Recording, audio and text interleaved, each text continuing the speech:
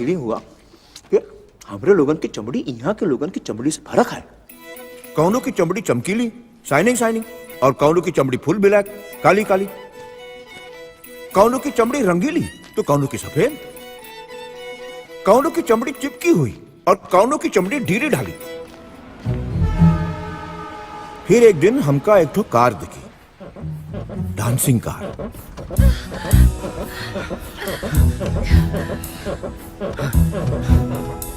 वो दिन हमरी समझ में आया कि ई गोला के लोगन की चमड़ी बिल्कुल हमरे जैसी है, सिर्फ वो अपने बॉडी के ऊपर फैशन नाम का कोई वस्तु लपेट लेता है।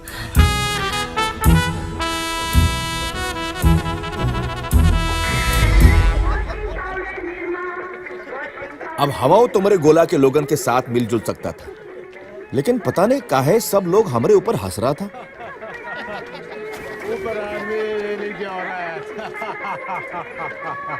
थोड़ा टेम लगा समझे मां कि आदमी का फैशन अलग और लेडीज का फैशन अलग, दिन का फैशन अलग, रात का फैशन अलग, खेले का फैशन अलग, खिलावे का फैशन अलग।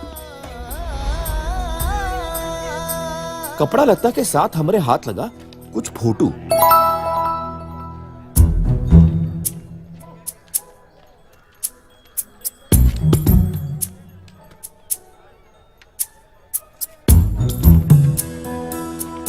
हमका धीरे धीरे समझ में आया कि ये फोटो बहुत जरूरी है ई गोला पर सरवाइव करे के लिए। ये फोटो देके खाए के लिए रोटी मिल जाता था, तो हम ये बूढ़ा आदमी का फोटो जमा करना शुरू कर दिया।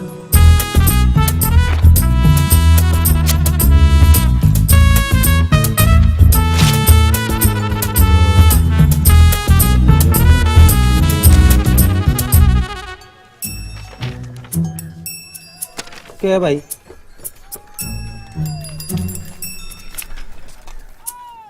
अरे यार मैंने क्यों दे रहा हो भाई? कबाड़ हमारी दुकान पर कांटे ले रहा है।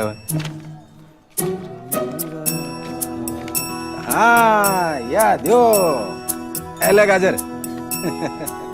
फीलिंग आया कि फोटो का वैल्यू सिर्फ एक किस्म का कागज पर है, दूसरा कागज पर ई फोटो का वैल्यू 0/लुल।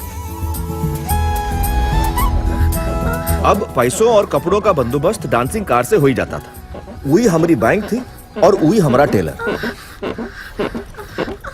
एक बार तो ऐसा गजब कपड़ा मिला जौन पहने से ई फोटो का जरूरत ही नहीं पड़ता था। लीजिए खाना समोसा अपने आप पास आ जाता था।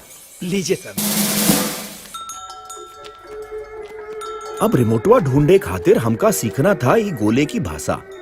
बिना भाषा यहाँ कौनो काम पॉसिबल नहीं था। जैसे ई भाई साहब को बताना कि इनके फैशन में हमका थोड़ा डिफेक्ट लग रहा था।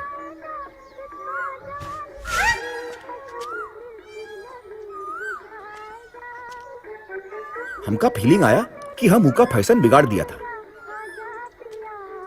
ये लिए हम जैसा का तैसा करेक्ट कर दिया।